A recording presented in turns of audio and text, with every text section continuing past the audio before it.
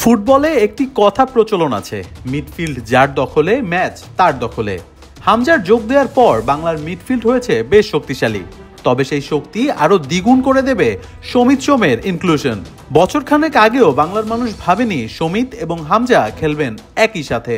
তবে সেই ভাবনাই এখন সত্যি হতে যাচ্ছে। বাংলার ফুটবলে উঠছে নতুন দিনের সূর্য।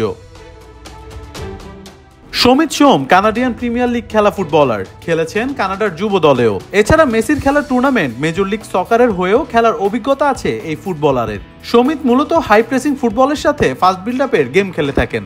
যেহেতু সোম একজন অ্যাটাকিং মিডফিল্ডার, সেক্ষেত্রে এই স্টাইলের ফুটবল তাকে গোল করার সক্ষমতা আরো বাড়িয়ে দেয়। লাল সবুজের জার্সিতে সমিত সোম যোগ দিলে গোল খরা যে কাটবে তা বলাই যায়। হামজা, ফাহমিদুল, সমিত সোম এই ত্রয়ী বাংলার ফুটবলে দিয়েছেন নতুন দিনের ছোঁয়া।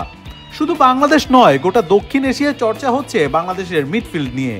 সমিত সোম যোগ দিলে বাংলাদেশের মিডফিল্ড হয়ে যাবে দক্ষিণ এশিয়ার সেরা।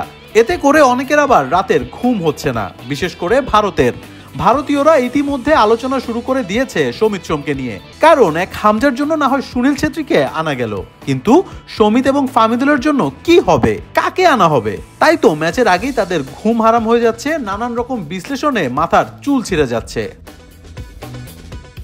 সমিত সোম প্রস্তুত, বাকি এখন শুধুই আনুষ্ঠানিকতার। হামজা যেভাবে ভারতকে কাঁদিয়েছে, সেই ধারাবাহিকতা সোম এবং ফাহমিদুলরা বজায় রাখবে তা অনুমেয়। তবে ভারত কিভাবে এই বাংলাকে থামাবে তা চিন্তার বিষয়।